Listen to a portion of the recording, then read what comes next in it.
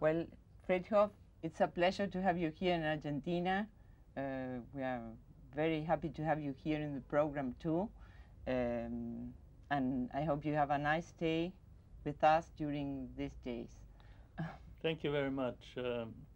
Yo quiero decir algunas palabras en castellano y siento no poder hacer toda la conversación en castellano, pero soy muy contento de estar aquí.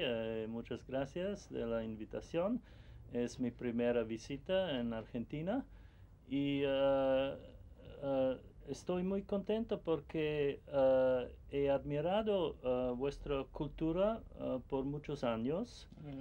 Por ejemplo, la literatura de Borges, que me gusta muchísimo, y la música de Piazzolla, también películas como conoce Hombre mirando al sureste, sí, es muy lindo. Y pues también uno de mis tenistas favoritos es Guillermo Vilas, sí, que ha admirado. Entonces estoy muy contento, pero tenemos que hablar inglés porque mi castellano es muy limitado.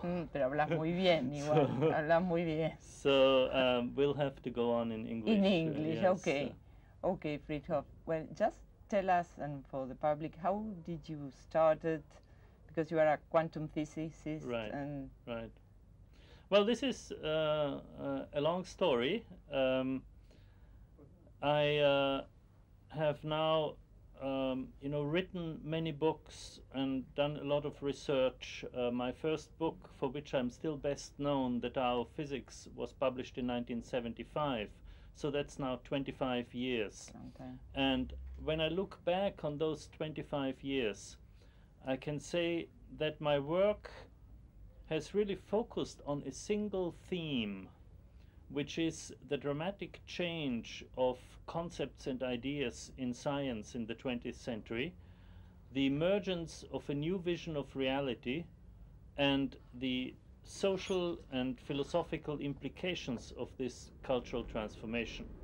So this all started when I was a physicist. I'm no longer a working physicist, but I got my education in physics and did many years of research in quantum physics, and very early on noticed very striking parallels between the concepts of modern physics and ideas in Eastern mystical traditions, Hinduism, Buddhism, Taoism. And I wrote my first book, The Tao of Physics, about these parallels. And the book was very well accepted internationally. It's now published in about 15 languages all over the world. And so I got invited to speak to many people. And people from all kinds of professions actually will interest you being an architect. One of my first lectures was at the Architectural Association in London. So I spoke to a lot of artists, I spoke to anthropologists, psychologists, scientists from all walks of life, a lot of people. And many of these people told me that in their fields there was also a change of worldview happening, similar to the one in physics. A lot of doctors and nurses, people in the health professions. And so I began to investigate these changes, and in my second book, The Turning Point, I explore the changes of concepts and ideas in 4 fields: in biology, psychology, medicine, and economics. And at that time, I published this book in 1982. And while I was working on it, and while I was writing it, and having discussions with many people, I realized that all these fields, biology, medicine, psychology, economics, all had to do with living systems, with life, with either biological systems or social systems. And so I began to realize that the concepts of physics were no longer appropriate to use in those fields. And physics, although this change of concepts in physics had been very dramatic, with dramatic implications, physics could no longer be the source of metaphors and ideas for these other sciences. And so I began to look for a new conceptual framework. And in this book, The Turning Point, I called it the systems view of life. And at that time, this systems view of life was not very well formulated. It was not a theory, it was a way of thinking, a new way of thinking about life, new language, new ideas, and this created an intellectual climate in the 1970s and 1980s, which helped people to make considerable advances later on, in later years. Now, this change of thinking from physics to the life sciences was a long process for me, and I was influenced by many people. And later on, I published another book called Uncommon Wisdom, with the subtitle is Conversations with Remarkable People, where I portray this intellectual journey through which I went over these years.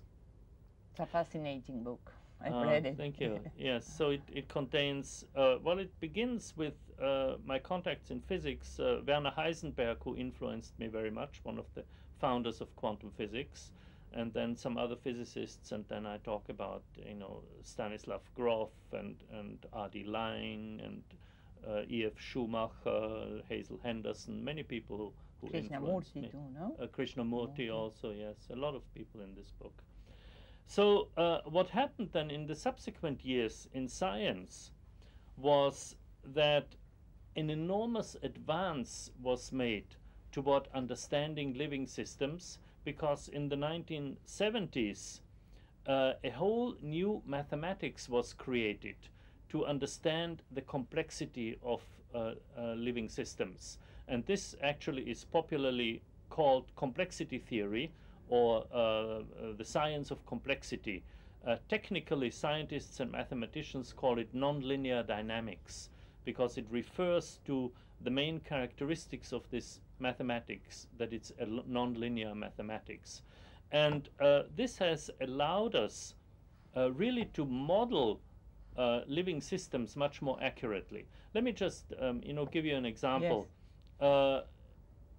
What are living systems? Well, there are living organisms of all kinds. There are social systems, there are ecosystems. And let's just take the simplest living system. The simplest living system is a cell.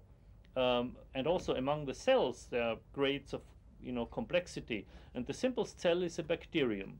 Now, we know today that all life evolved from bacteria.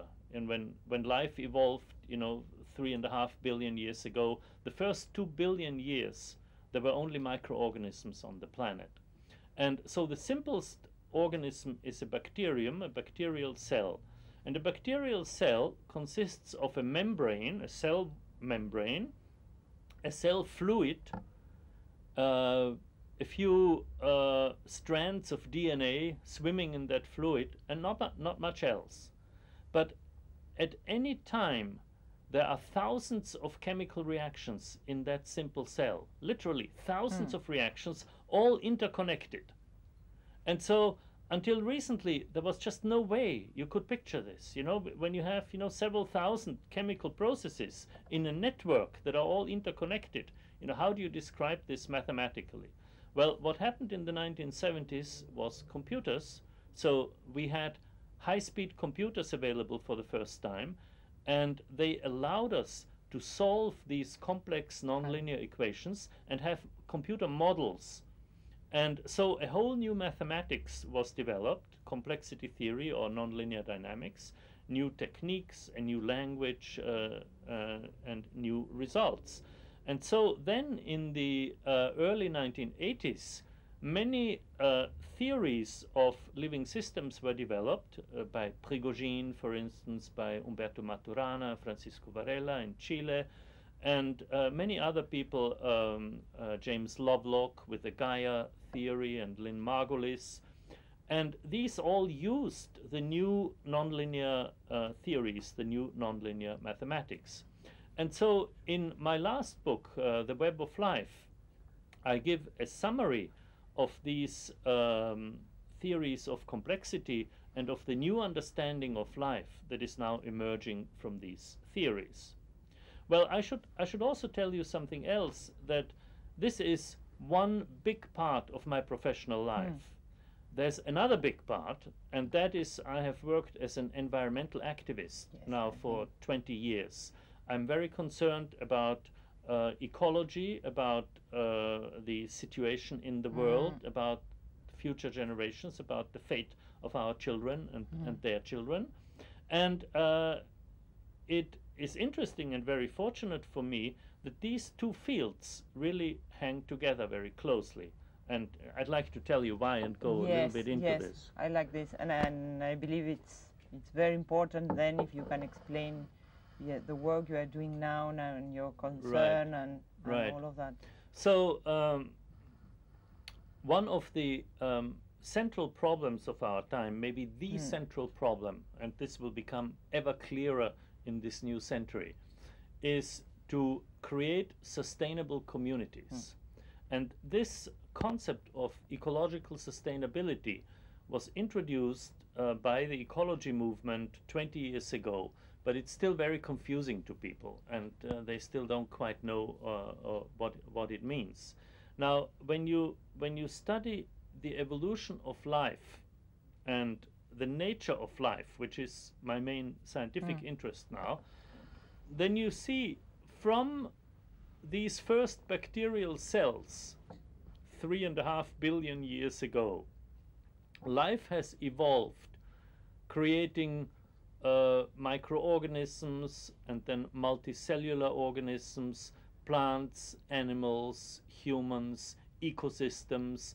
The whole planet is an interwoven network of communication, of feedback loops. This whole very complex web of life evolved for billions of years without ever being broken.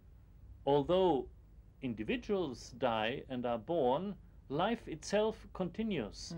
And when a cell divides, usually people think, well, the information is contained in the DNA, and then based on this information a new cell is created. And we know that everybody knows now that these strands of DNA, the double helix, splits into two, and then there's a new double helix formed, and then the new cell is created on the basis of that genetic program. Well, that's not really what happens. What happens really is, it's true that the DNA splits, but everybody else splits. There's this whole network that goes on. And as the cell divides, it keeps going. So the entire apparatus of the cell keeps going. This network of life, this fundamental web, is never broken. It is broken when an individual organism dies, which happens every day. But as organisms multiply, the web of life continues. So there's an inherent ability in nature to sustain life. And this is what is meant by sustainability. Nature's inherent ability to sustain life. Now, what we have done as the human race is to, in the last few hundred years, is to seriously interfere with this ability of nature to sustain life.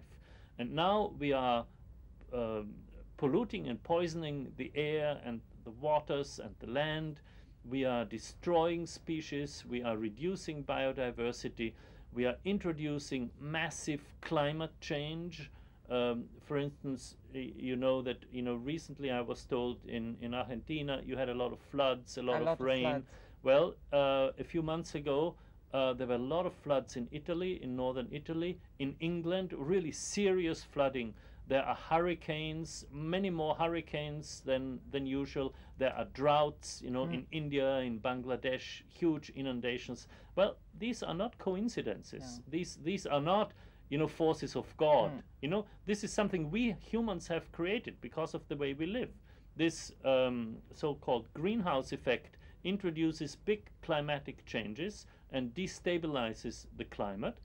And so our key task is to live sustainably, that is, to redesign our ways of life, our social institutions, our businesses, our physical structures, our technologies, in such a way that they do not interfere with nature's ability to sustain life. This is the key problem. Now, if we want to do this, to live in such a way so as to not interfere with nature's ability to sustain life, it seems to me that first of all we have to know how does nature do it. So we have to look into ecosystems, we have to understand how ecosystems work and how nature sustains life. And you see, so this connects directly to my scientific work, because if you ask what are the basic principles of organization of ecosystems, how do ecosystems work, it turns out these are the very same principles of organization of all living systems. So you discover that ecosystems are networks. You discover that in these networks there are cycles, ecological cycles, like in all life.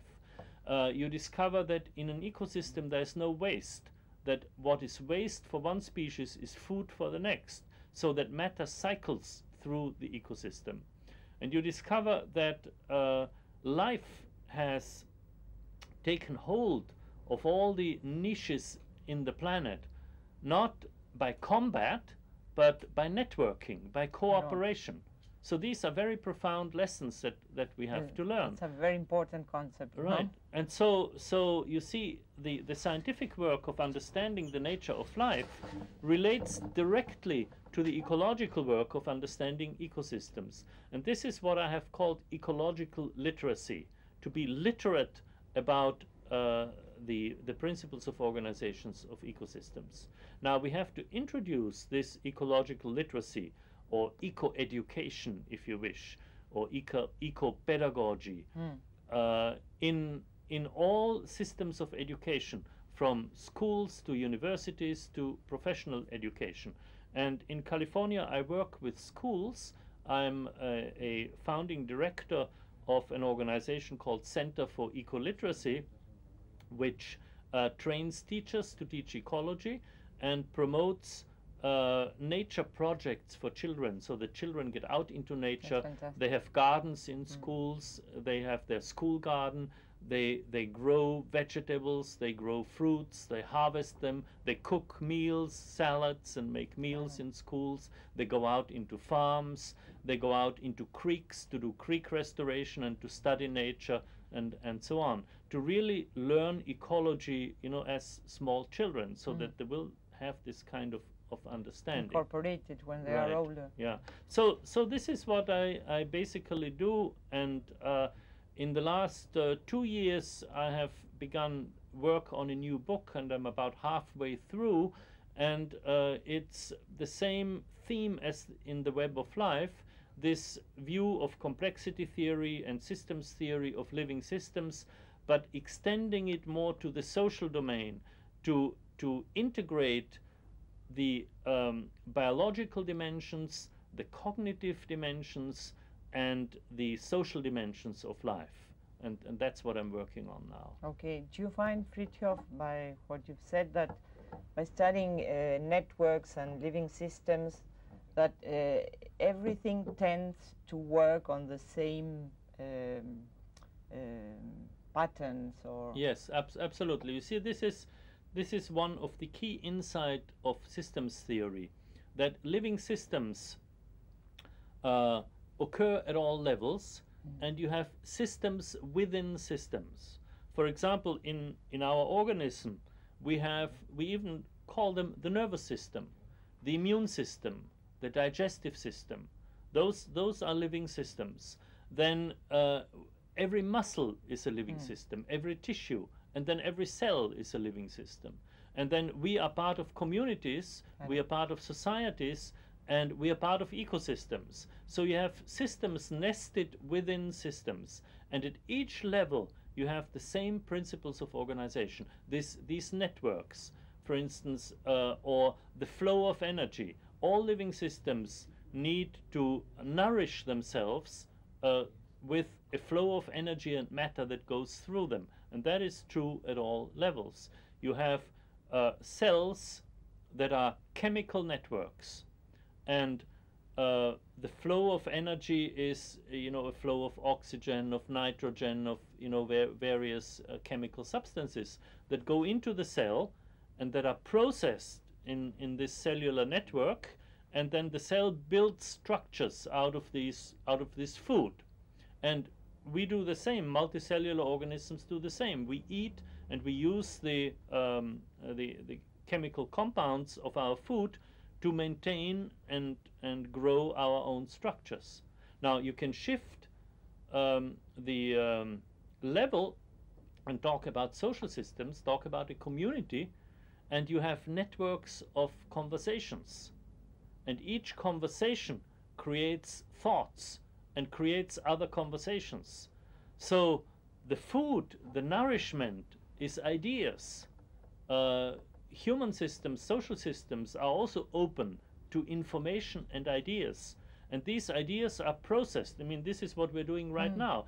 I bring you ideas from my work. You bring ideas from your background, from what you have done in your work, what you have heard, and talking. Yeah. We process those and create new ideas. So you have this networking at all levels of life. What one interesting point I believe is when you started explaining like organisms, or they seem not to have interferences, or they seem to be much wiser than when man interacts, no? Yes, well, you see, this is a very interesting question. The wisdom of nature is indeed far superior to our wisdom. However, the single organism is not wiser than we are. An earthworm, or a tiger, or a palm tree is not any wiser than we are. But the whole of nature is wiser because of the process of evolution. Evolution occurs through an interplay of creativity and natural selection. So one of the big insights of complexity theory has been that creativity is an inherent property of all life. Living systems occasionally encounter instabilities where the entire system becomes unstable and either breaks down or breaks through to a new form of order. So there's the spontaneous emergence of new order, of novelty, which is nature's creativity. So this happens all over nature all the time. And so these emergent structures then are selected. Many of them are not viable and the organisms die, but others, are superior to previous structures. And so nature as a whole is very wise because there's continuous creativity and selection. And over billions of years, the structures that nature has evolved are superior to human structures. For instance, photosynthesis, a complex process of harnessing solar energy and of taking the CO2 out of the air, combining it with various minerals and with water and with solar energy, and produce chemical compounds. Well, we cannot do that. Our factories cannot do that. But every plant does it all the time. So this is something that has evolved over billions of years. And it is a form of energy that is abundant and that is, completely non-toxic, and that nature uses to fuel all these ecological cycles. Now, we can harvest solar energy. We cannot do photosynthesis, but we have direct solar heating, we have solar photovoltaic cells, we have wind energy, we have water energy. We can use all that, but we don't. We use fossil fuels that pollute the air, that create greenhouse gases. We use nuclear energy that is extremely dangerous. So we have to switch and learn from nature how to use energy wisely. It's just one example. Okay, Oh, it's interesting. What you talked before about systems that go through a change and then they evolve in a higher level, like Prigozhin's Right. theory. Exactly, that's what I'm talking about. Exactly. I know, but I read in your book, which I didn't knew before, that before Prigozhin talked about dissipative structures, there were two persons that started before with some the catastrophe. Right. Bogdanov and the other one I don't remember. You. Well, René Thom was one. Yes. He had a theory called catastrophe theory. Yes. And this whole you know, oh, I know whom you mean, Bertalanffy. Bertalanffy. Yeah. Bertalanffy. Yeah, Ludwig von Bertalanffy Yes. was an Austrian biologist who created the concept of an open system, and who pointed out that the key difference between a non-living and a living system is, or one of the key differences, is that a living system is always open to these flows of energy and matter. And Prigozhin then used complexity theory and this new mathematics to formulate a whole theory of open system and open thermodynamics or non-equilibrium thermodynamics. You see, another way of saying this is that in a living system there's always activity. There are always these chemical processes that take in matter and energy, process it, recycle things continuously, excrete the waste products. Equilibrium, chemical equilibrium, means when all the chemical processes that can happen have already happened and nothing more happens. Maybe there's a little process, something goes from here to here and then it goes back and forth, but very small. That's chemical equilibrium. And Prigozhin noticed that life is non-equilibrium. So he created a whole non-equilibrium science and non-equilibrium thermodynamics using the new mathematics that Bertalanffy could not use because in the 1930s that was not available. Do you think, Fritjof, that we are now in like a global crisis, no? Right. Is this perhaps a stage that from here we might arrive to a better level? Absolutely, yes. This kind of what is now often called emergence, the emergence of new order. We could say that globally we find ourselves in a state of planetary emergence. Yes. Now, there's no guarantee that something will emerge. The whole thing could break down. We could destroy ourselves, and the chances are, just about 50-50. So it's a very critical situation. But it's very important that we focus our attention on these real problems that we have. And as you know, politicians and the media usually try to deal with day-to-day political problems, but which are not really important. In the grand vision, they're not the essence.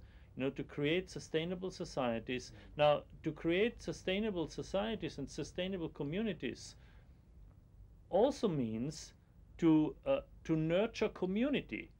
If you took any newspaper today and looked through all the columns and everything that is reported, and then made two lists, and on one you had environmental problems that have to do with the destruction of the environment, and on the other list you have problems that have to do with the destruction of community. That covers most of the problems we have today. And when we create sustainable communities, we not only sustain the web of life, we also sustain the community. We nurture the community, and we need to realize that this is one and the same thing, because ecosystems are communities. These networks of organisms that work together and live together are communities. And this is the term that ecologists use. They say, the plant communities, the animal communities, and so on. And so the principles of ecology can also be understood as principles of community. which is, you know, another very important part. And I think, especially here in the south, people have become very aware of that this global economy that we have now, the you know, global capitalism, introduces a level of global economic activity from the top that destroys local communities. And so poor countries especially are told that the best way to participate, to be competitive in the global economy, is to produce one product, whether it's sugarcane or coffee or whatever the product is, and export it to get foreign currency. And so to concentrate on this one product then diverts resources from the local agriculture, the local rice fields, the local food production, and destroys the community. So very often the best land is taken to grow crops for export, not for food for the local population. So this is destructive. It's not only environmentally destructive, but also destructive of local communities. So environment and community really goes hand in hand. And this is also important to realize, because the technologies that are environmentally sound are labor-intensive technologies. So you solve two problems. By changing the technologies and lifestyles, you solve two problems. You become ecologically sustainable, and you create a lot of jobs. Because all these energy systems, solar energy, for instance, is labor-intensive. Nuclear energy or fossil fuel energy is not labor-intensive. And so, because solar energy is used best in a decentralized way. You don't have huge power plants producing solar energy. You have little collectors, you have little systems, you have windmills, you have, you know, little generators in streams and so on. And all this is very labor intensive. So you create a lot of jobs. That goes hand in hand.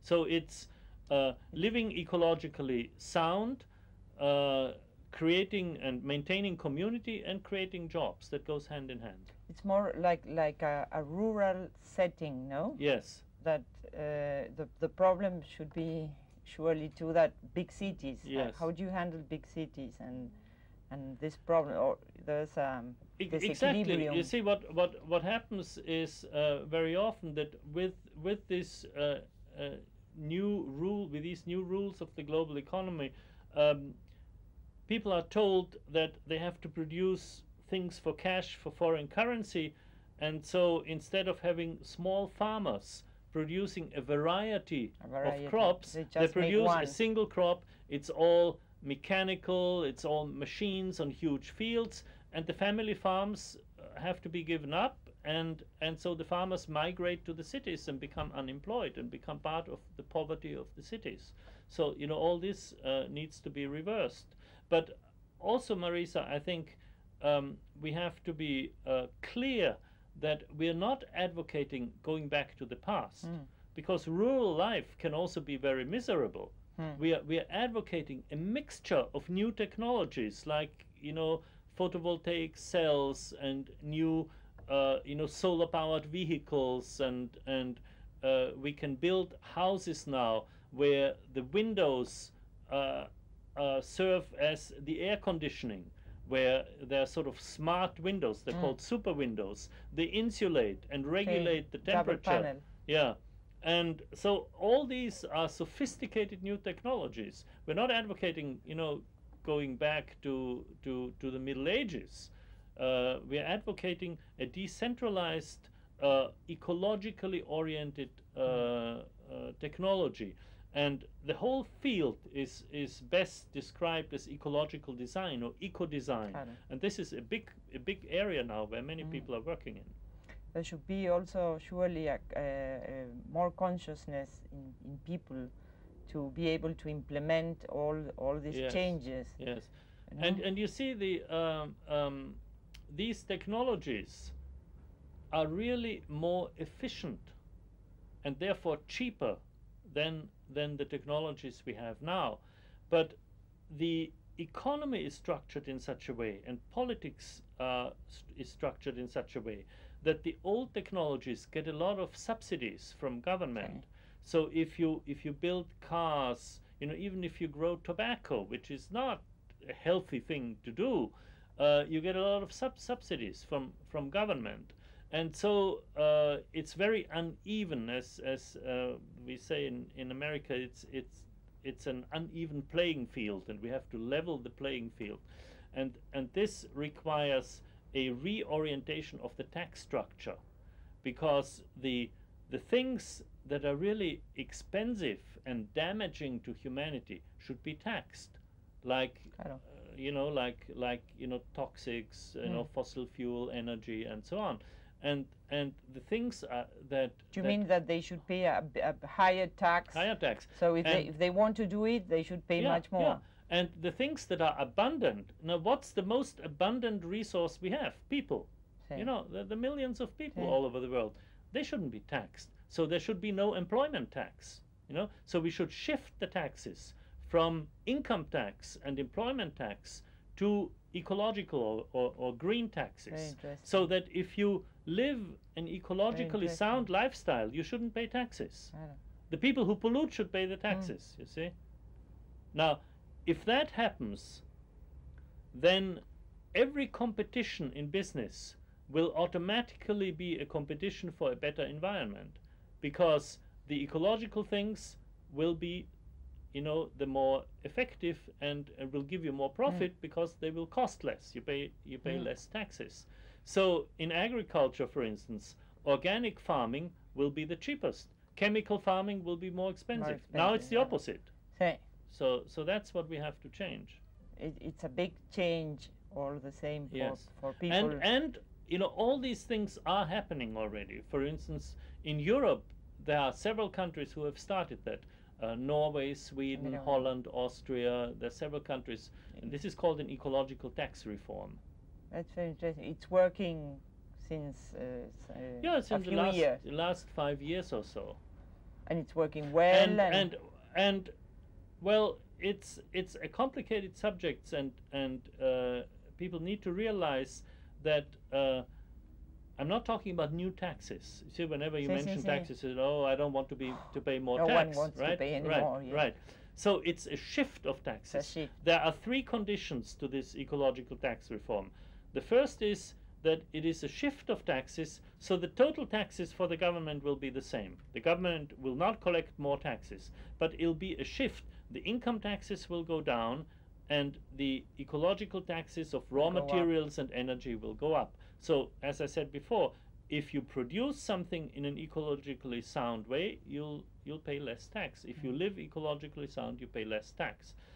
The second condition is that it's a shift that cannot be introduced from one year to the other. It has to be slowly going. Implemented. Yeah. So it has to be, 2%. You tax energy and raw materials 2%.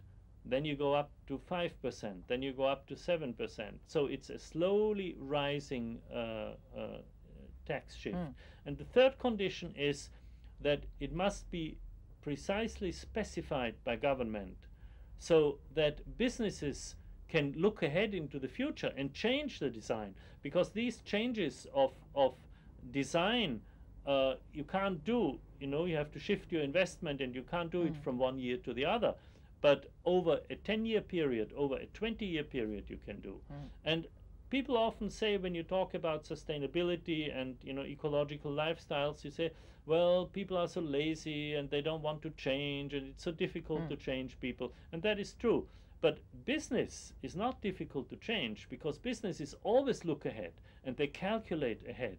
And they calculate what their costs will be, what their profit margins will be. So if you introduce a new tax framework, they will adapt to it very quickly, because businesses are also very creative. And so this is absolutely necessary. It's very interesting, the concept. But I mean, as we all function as in a global, we are one whole.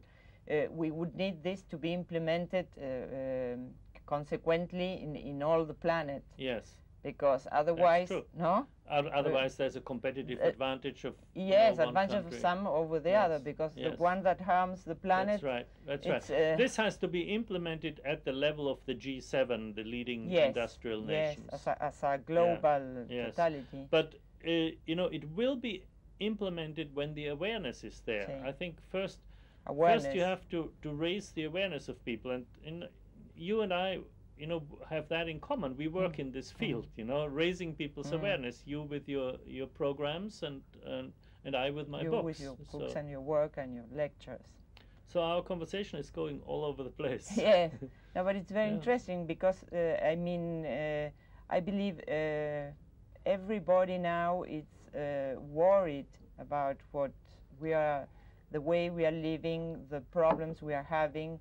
What you thought about climate changes. For example, here in Argentina, for the last year, we had 2 days of sun and 1 day of rain. 2 days of sun. This is quite uncommon. There's a whole shift in climate, and how you said, floods every. You know, if we don't take care, and if we don't.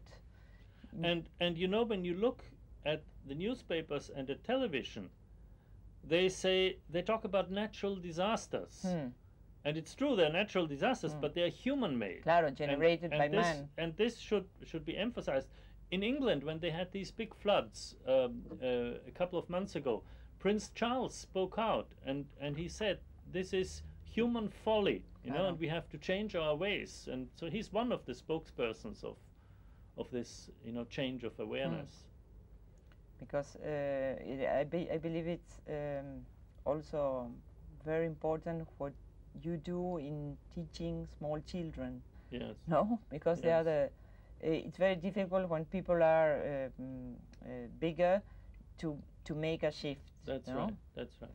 I want to talk about something else, Marisa, about the global economy a little more. No, very interesting. Because you know, we can sit here and talk about ecology and the nature of life and so on, and people will listen to that, but then they go out into their jobs, and then they're faced with a very different environment, and they say, well, you know, how does this relate? Perfect. So what we're witnessing now is something very unique, the so-called new economy, which emerged in the 1990s.